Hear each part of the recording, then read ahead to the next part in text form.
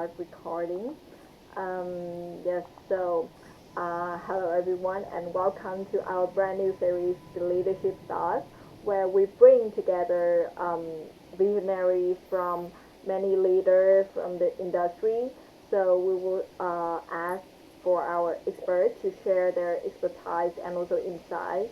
And through episode, we will dive deep into a critical topic, offering you like fresh perspective and actionable idea from our thought leaders. So today's topic is particularly relevant to stablecoins and the future of payment. So as stablecoin become an integral part of the crypto landscape, understanding their impact on finance and also business and day-to-day transaction is crucial.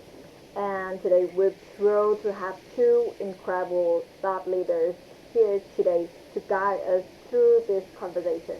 So first, let me introduce Mr. Chen Hưng, the CEO of Uquid.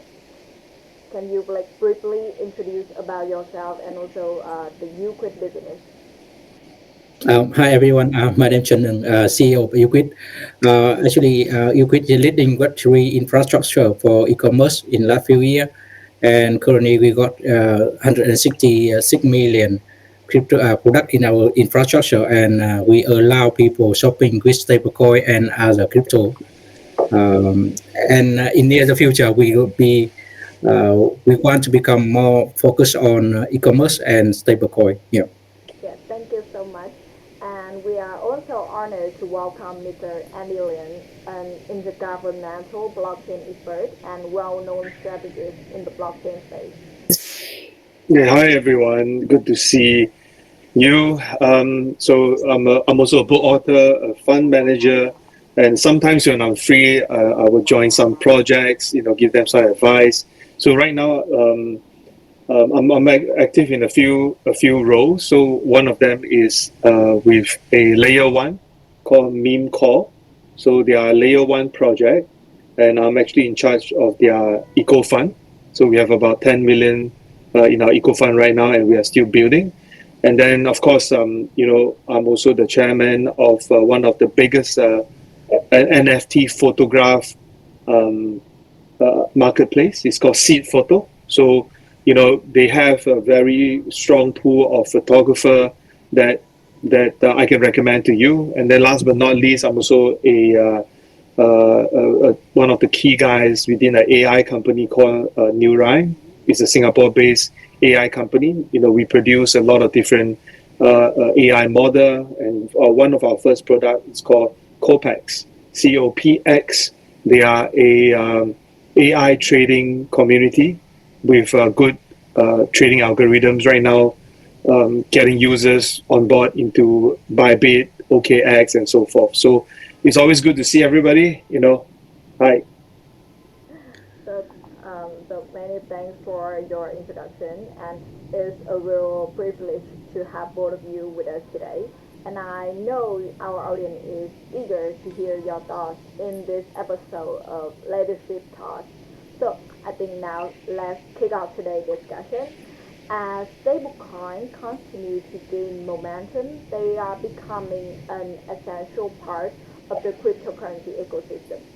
And so to start it off, I would like to pose the first question to Mr. Andy. So from your global perspective, what role do stablecoin play in the overall cryptocurrency ecosystem? I think the stablecoin, not mentioning anyone in particular, I think they are one of the key aspects, for cryptocurrency in terms of transaction, right? Everybody knows about US dollar, about fiat currency, and so forth. Stablecoin actually act as a stable denomination in terms of goods exchange, in terms of services exchange. They use as a very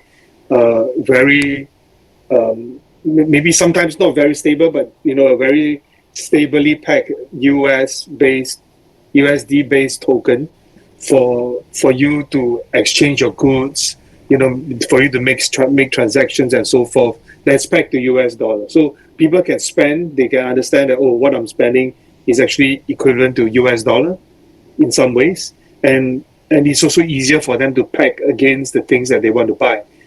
For example, I think stablecoin overall aspects, apart from just payment aspects, I think stablecoin is also helping to get more people, to utilize and use cryptocurrency in a slightly different manner from an investment angle, from from a maybe again from a payment angle.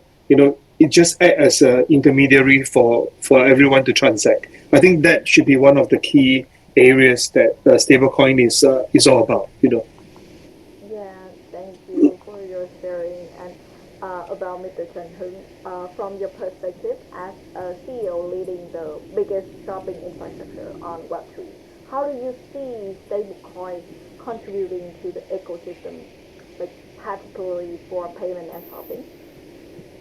Yeah, actually, we from last few years, what we already accept the stablecoin as payment method in our ecosystem. What we from my point of view, I think stablecoin really get impact to huge impact in some emerging market where the fiat money getting devaluation every day. So stablecoin help them to saving the power of purchasing. So if they saving the stablecoin, they can buy the same item in maybe next few years. But if they keep fiat money, the money they have in pocket will be buy less and less item every day. um, Especially in our system from our history in payment, we can see in usually of customer, we found that it's also help them to buy to stable the payment compare with not only fiat money, the power of payment, but it's also compared with other currency where the price like go up and down every day. Stablecoin very helpfully and help them to buy and shopping in long time without any worry about the value of a coin or something like that in market. That's very useful. And from the history of Ukraine, we can see that the percentage of people using stablecoin getting up every single day.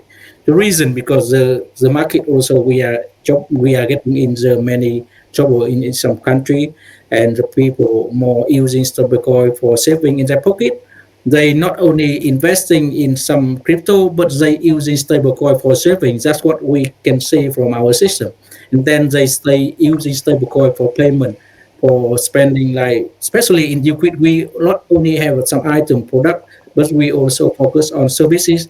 They can using stablecoin for paying services like top up the water bill, or they can top up their mobile, or they can pay for the even transportation ticket or something like that in Argentina and many countries what we are providing at the moment.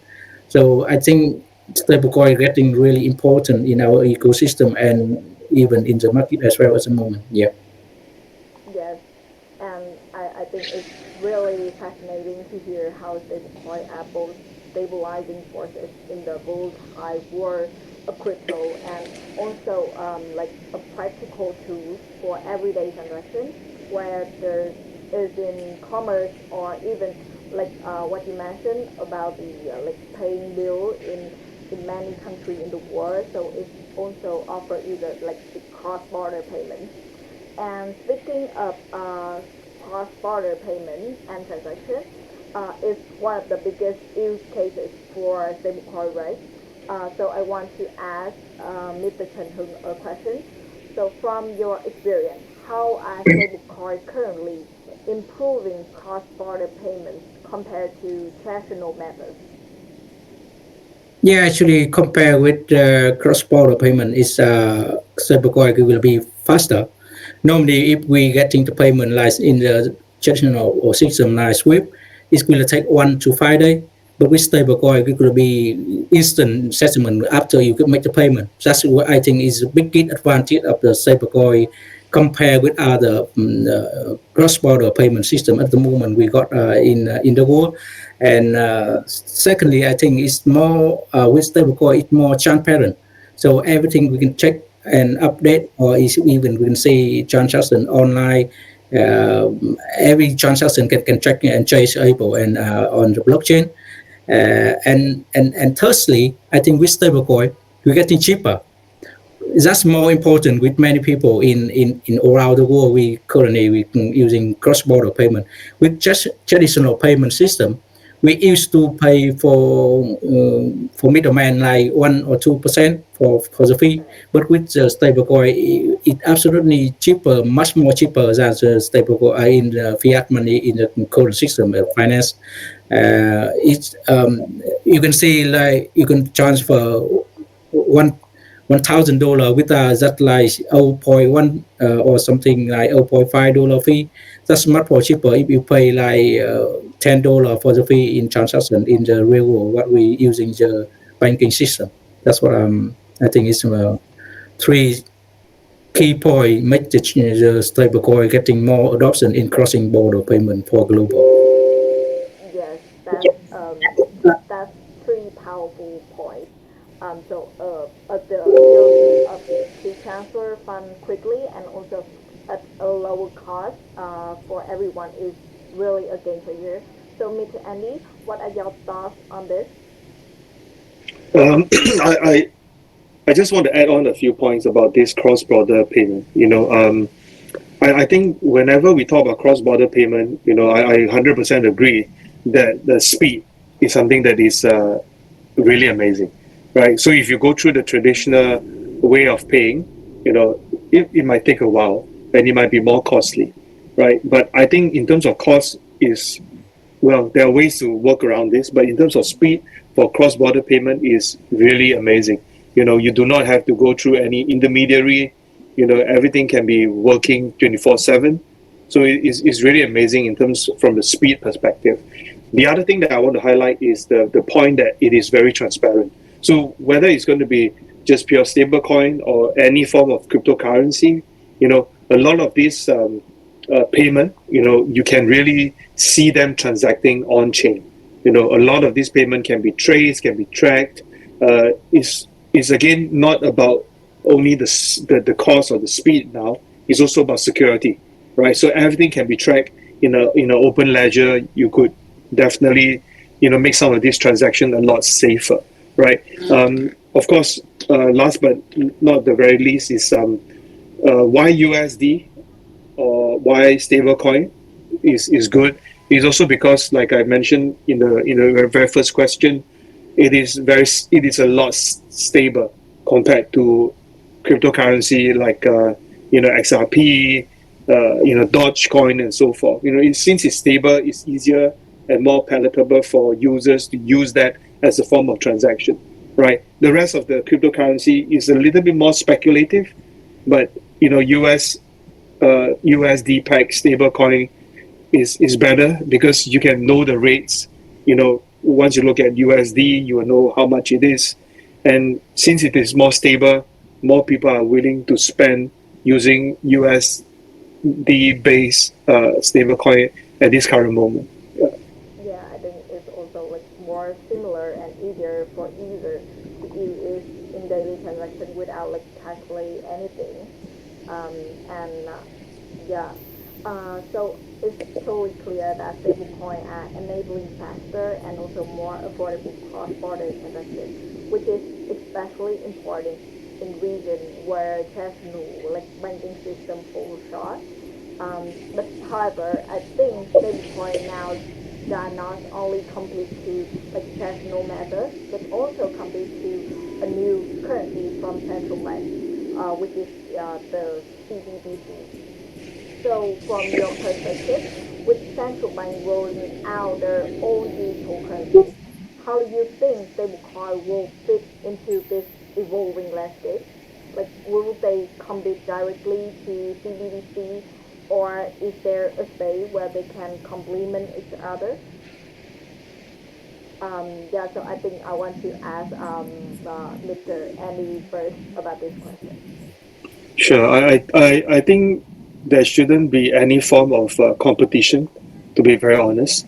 Um, this is how I look at it. Stablecoin could be used for quick and low cost transaction, while CBDC can serve as a stable store of value, right? So to be very honest, I think the coexistence of both types of currency is is needed, and the function of it is very different, you know. And to be very honest, again, not every country will roll out their CBDC. So eventually, when you look at the the the beginning of CBDC, central bank digital currency, most of these use cases will be very much domestic. You know, it will happen in domestic first, or in government-related payment, whereas stablecoin are still going to be more more friendly when we look at cross-border payment. If you are talking about cross-border shopping and so forth, this is how I look at it. You know. And how about your vision, Mr. Shenton, about this? Yeah, I totally agree with Andy about this point. I think CBDC will be what we see in some countries. They already rule out. They will be ready for something like that. But we had to clear it out. I think CBDC, what they do, as they will build on private blockchain, but stablecoin currently we got in the market is public blockchain. So public blockchain and private blockchain, I think will be separate and they are different. And with public blockchain like stablecoin, we can using global and we can using anywhere. But private blockchain, mostly I think CBDC is they build on private blockchain. They will build in locally only. That's why it's not easy to integrate with the other system. Like you from Korean, you got using CBDC from Korean, but it's not able to transfer. It's not. I don't think it's easy to transfer to CBDC in China, but with stablecoin, because it public blockchain, so you can using anywhere, even you in Japanese, you in Vietnam, or you in other country, you still can transfer able. So in the future, what I'm thinking is a CBDC will be more focused on local product and services in the government payment or something in the local country. But stablecoin will be using global and it adopt in every sector like payment, even DeFi, staking or something like that. Is the people will be using stablecoin for that kind of thing. But I think CBDC and stablecoin will be existing together. Same like Andy thinking. I totally agree. I agree with that. They will be coexisting in the future, and even more countries they roll out CBDC in the future. It absolutely, I don't think it will be he will become the direct competitor with stablecoin. It could be still existing, and people in that countries are still using that CBDC for their services like pay the government, like renew passport or something like that, or in the government services. Yeah. Yes, thank you for your sharing, both of you. And actually, we have discussed on the big picture of about the stable coin in the crypto ecosystem. And I want to shifting back to Euclid. So Euclid has been a leader in enabling users to pay with stable coin like USDC for everyday purchases. So how do you see the use of stablecoin, particularly USDC, in impacting user behavior on your platform, both in terms of adoption and also like the transaction or the volume, if it's Yeah, from last few years, what we see is that the percentage of people using stablecoin is growing, and currently you could got like over 70% people payment with the stablecoin. And from the very beginning, we see that people moving from the fiat payment, like 10 or 15%, but now the percentage people using the fiat payment in our system now only under 1%. That is more adoption for people with the advantage of stablecoin, and I believe in the future stablecoin will be getting more adoption, and with even in the ecosystem, the payment with people using stablecoin will be getting up as well. I think very soon it will be over 80% from our system for using stablecoin for payment, especially in some country currently in if you see in Asia country or in Africa or LATAM country, the adoption of stablecoin and where the people, where the economy getting more unstable, and people using stablecoin for payment, and every day getting more and more, and that's what reason I believe ecosystem also getting advantage payment in by stablecoin, and the volume I believe will be going up. Yeah. Yes, and additionally, do you think stablecoin could be effectively used for micropayments such as digital item purchase or using like mutual services on users? Yeah, stablecoins are getting advantage of the payment instant. That's why it's similar like product like the digital and services. Where when you go to payment, we expected to get it instant. That's what stablecoin and digital all the way come together. When you buy the gift card or you pay for the top up the mobile, you expected the top up will become direct to the phone. That's what if people using stablecoin, that will be instant as well. So pay instant and get product instant. That's what people favor. If like many even net compare with other like crypto like Bitcoin or other crypto, if you make a payment, sometimes the confirmation going to come in about 10 minutes. So maybe the top up or maybe the discount or something, the promotion of the network, like the top up already gone. So with stablecoin, you can pay and instant get the promotion from the mobile operator and something like that. I think that's very potential. Yeah. Yeah, thank you. And I think that's a fascinating insight, especially like the ease of stablecoin offered to user in every transaction, even like micro payments. And I think it also brings a real use case with real equity that focuses on the user demand and also inspires the future payments. So I think now let's move on to the USDT, which has been the dominant player in the stablecoin market for years. So I want to ask both of you. So why do you think US? What do you think about like USDT has maintained such dominance in the stablecoin space despite the like immersion of numerous competitors, for example, USDC, DAI, and many other ones. So, Mr. Andy, could you start by giving us your take? Sure. Why USDT? I think because USDT is one of the first stable coin, one of the first few stable coin that has reached the masses, and they have established themselves very well since the very beginning. Of course, there are a lot of controversials, but they managed to put that aside and keep building. So right now, I think they are very, very well used in the space, whether it's in the traditional space, or the Web2 space or the Web3 space, because a lot of these guys who came into this space, they first get hold of is USDT because they use USDT to make their first purchase.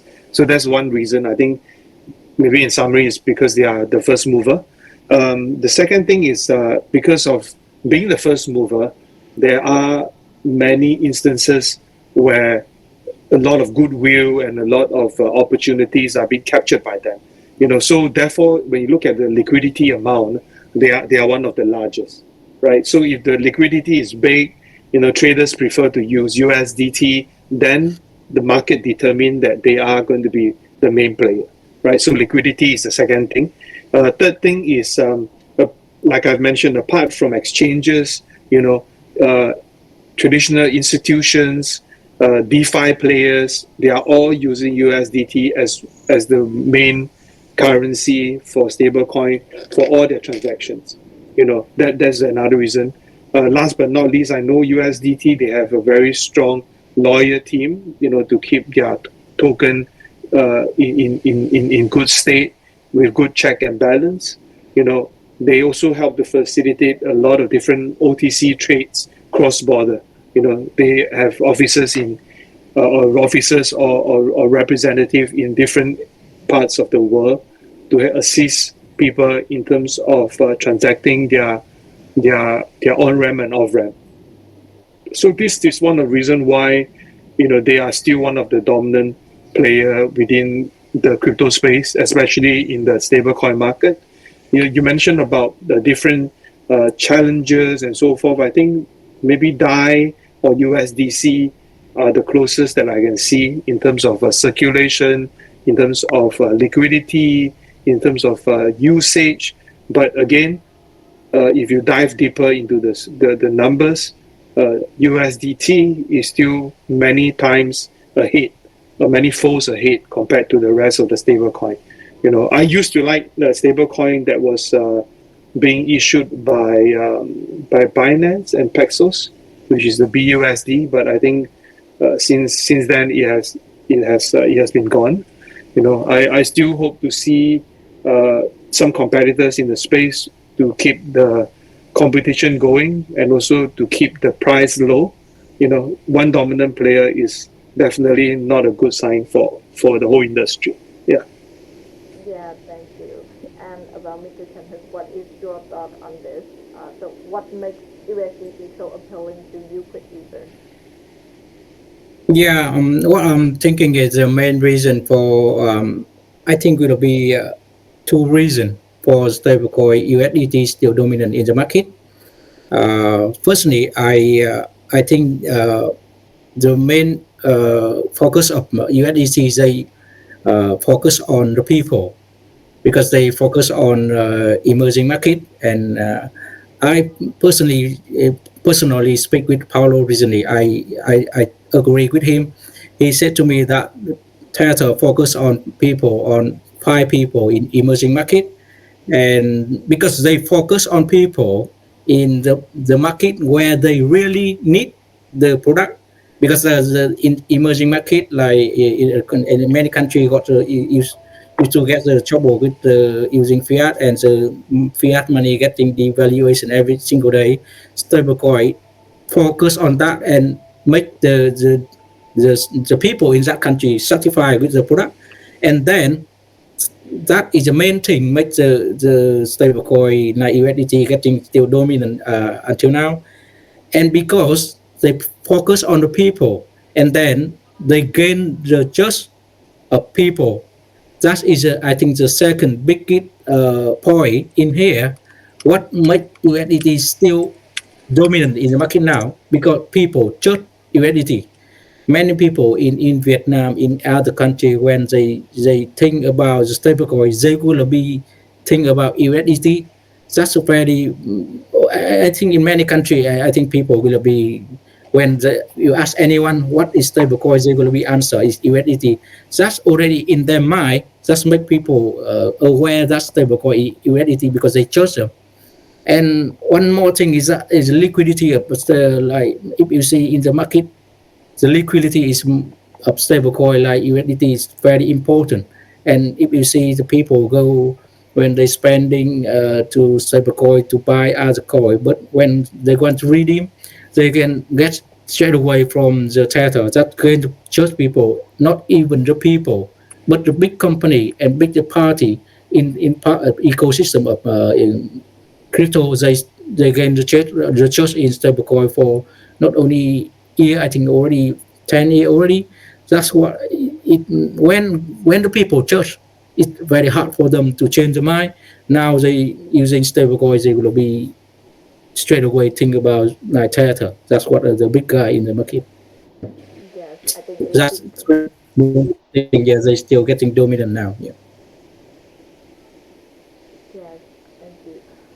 I think it's because the the trust of user is the key thing that makes USDT is become like the favorite stablecoin in every single day of every transaction. And I think it's clear that USDT has still a strong foundation, but with competition growing, and I think it will be interesting to see how the landscape evolve and whether the new contenders can challenge its dominance. Um, and so now I think it's time to look to the future. So stablecoin have already shown significant promise, but there is still much potential to be unlocked. So what do you both envision as the future of crypto payment in a world where stablecoin are more widely adopted? Mr. Andy, I think let's start with you first. Um, I think stablecoin is already very widely adopted. To be very honest, a lot of these debit card, crypto debit card, and so forth. I think they made a lot of transactions um, using USDT. Um, but if you talk about the future and the vision for cryptocurrency as a whole, I really hope to look at crypto payment in a different manner. You know, I don't see the need for USDT to grow anything bigger than currently, because it is actually a big threat for the whole crypto industry, right? So if one day they got hacked or something happened to them, the whole industry will have a big hole, a lot bigger than what FTX, or Luna has put us in, So I think the future of crypto payment, um, I hope to see some of these altcoins become the crypto payment. I hope that people can see it differently, not just transacting something that is stable, but if today you are selling a piece of artwork, for example, right? If you use a altcoin to do it, sometimes your artwork goes up, sometimes your artwork go down, right? If you are willing to take the additional risk, with the bit of a speculation nature, you could be getting a value that's a lot more than what you paid for, right? So I hope to see other altcoins picking up the steam from there.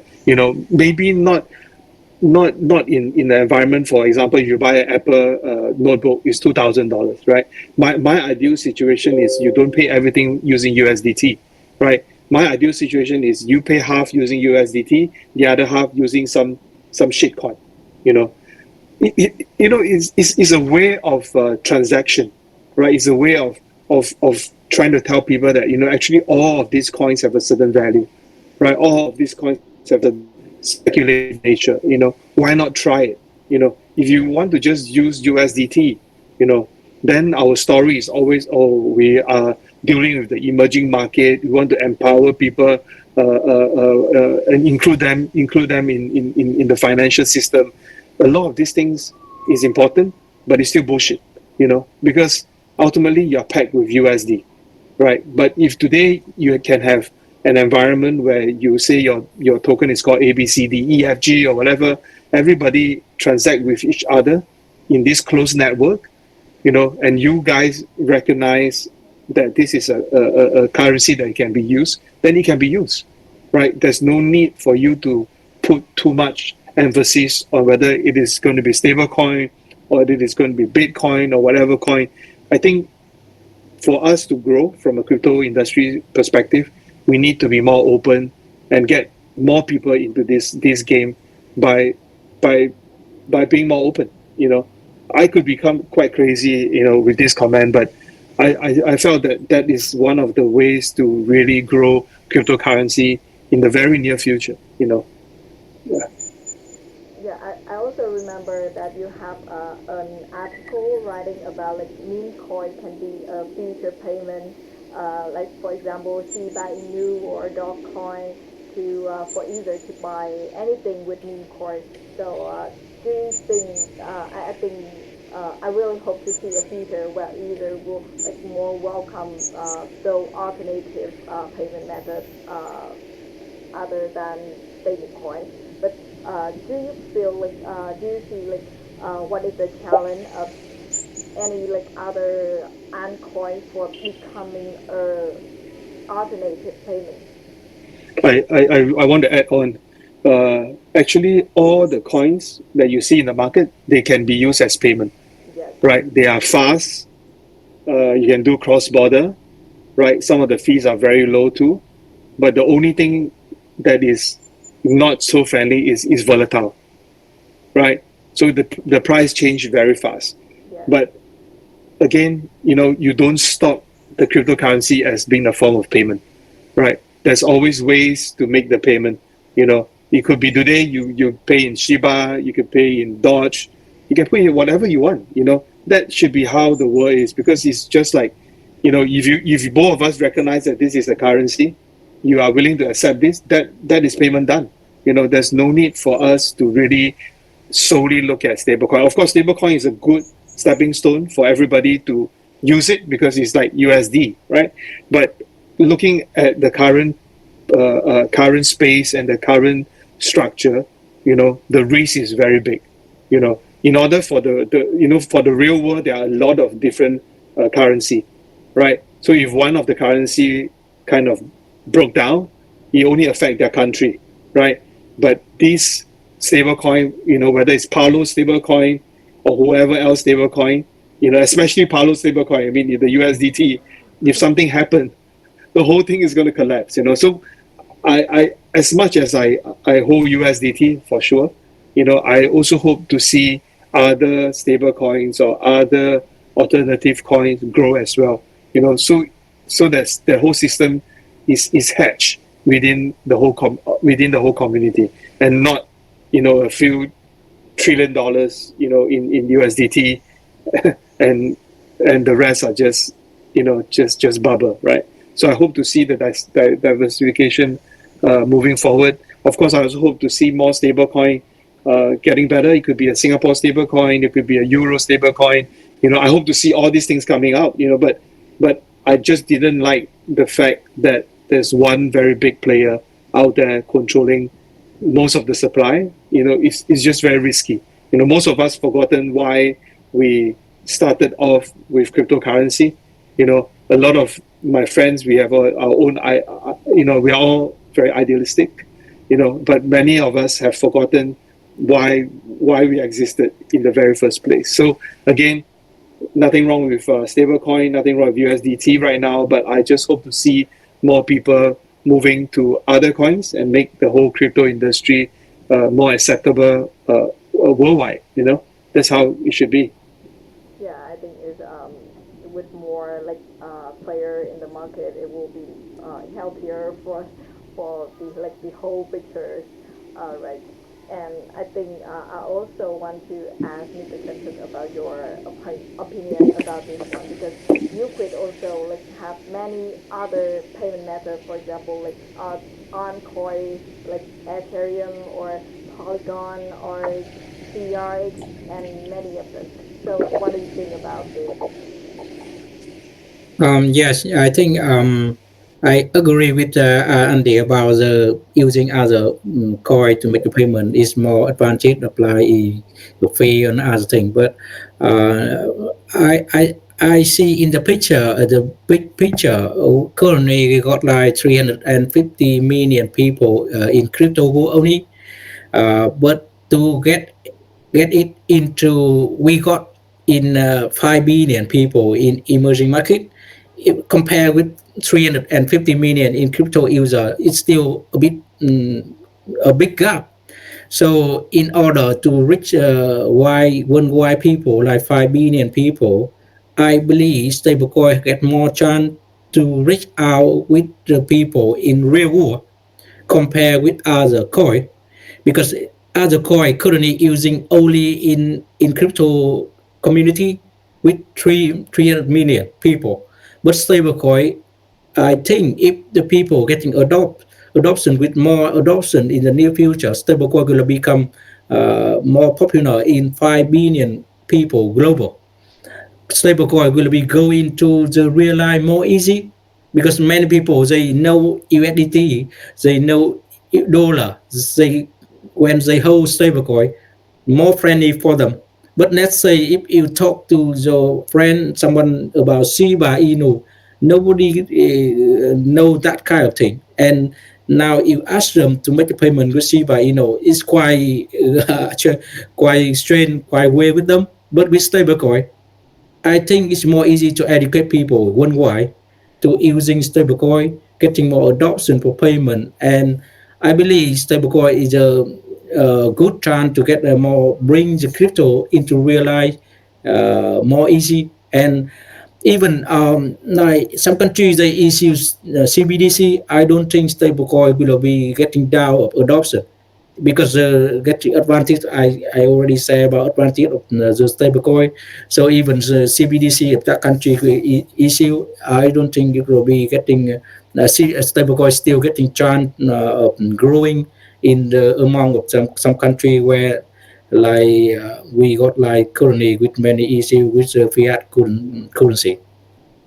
So I totally agree with the point that we using crypto for payment is going to be good, but I mean for overall stablecoin going to be more trying to get help people in real world come to the crypto world. Yes, and could you also share like what is your long-term vision for stablecoin and other payment methods at Ukraine? Yeah, we already use the market for a few years, and from we got transaction every single minute at the moment. You could got the order successful for every minute and every second we got the transaction occurs in our system. So what we see that in the moving market from last few years from fiat to the crypto and crypto to stablecoin payment. And I believe in next few years the stablecoin will be getting more. Like I said, it's 70% more stablecoin payment in ecosystem at the moment. But I believe it will be quickly go to over 80% in next few months or maybe a year. This could be very fast. So stablecoin getting more adoption. I see many companies like Tether and Circle also they doing very good in marketing and educate people in some many countries at the moment. So they getting pay a lot of money for educate people. So when more people aware and more people getting knowledge about stablecoin, they will be using stablecoin for not only investing in crypto, they will be using stablecoin for saving money, saving the value of money. They can using they for sure, and they will be using stablecoin for payment. That's what I believe. Yes, so thank you both for your sharing and very like insightful about many like vision and also information about like stablecoin, other payment methods. I mean, like a way of words can use cryptocurrency as a payment. So I feel really excited to imagine a world like more people would use cryptocurrency and it will become a mainstream option for payments, driving further financial inclusion. So I think it's also the last question for our today discussion. And before we wrap up, I would like to invite both of our speakers to share your final thoughts today. So, Mr. Andy, do you want to like sharing anything with our audience? Okay. Um, I want to just say this. There's cryptocurrency is very very lucrative and attractive. You know, right now the market is not bad. I really hope everybody who are into the space, please be careful. There's a lot of bad projects out in the space.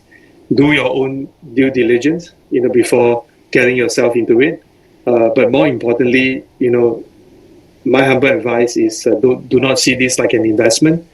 If you are able to get hold of some cryptocurrency, maybe through some airdrops or maybe through some tasks, spend it. You know, maybe spend it if you quit, right? But why I'm saying this is because if you don't spend it, you will not realize what's the value of the cryptocurrency. So spend it, of course, be careful, and always have fun. Thank you. Yes, thank you so much for your advice and also for your recommendation for you, Chris. And Mr. Chen, do you want to share anything with our audience? Yeah, thank you for having me today, and I very enjoy this topic to discuss with Andy today. What I've been thinking, like Andy said, we if you have something in your hand, if you're not spending, you're not able to realize that's value of what you got.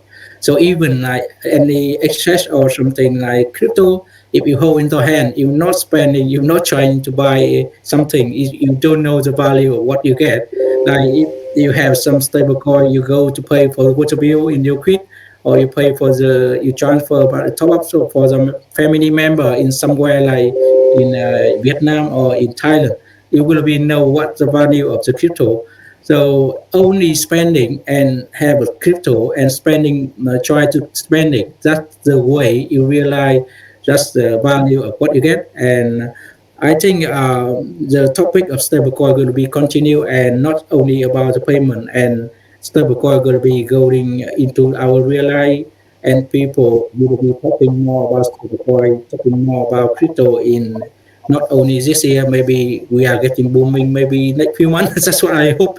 And yeah, that's I hopefully we are going to the good market, and good market connection will be good for not only people of investment, but it all good for people of making a payment, because they got more money, they will be spending more, and also you quickly will be getting grow with the market. Yeah.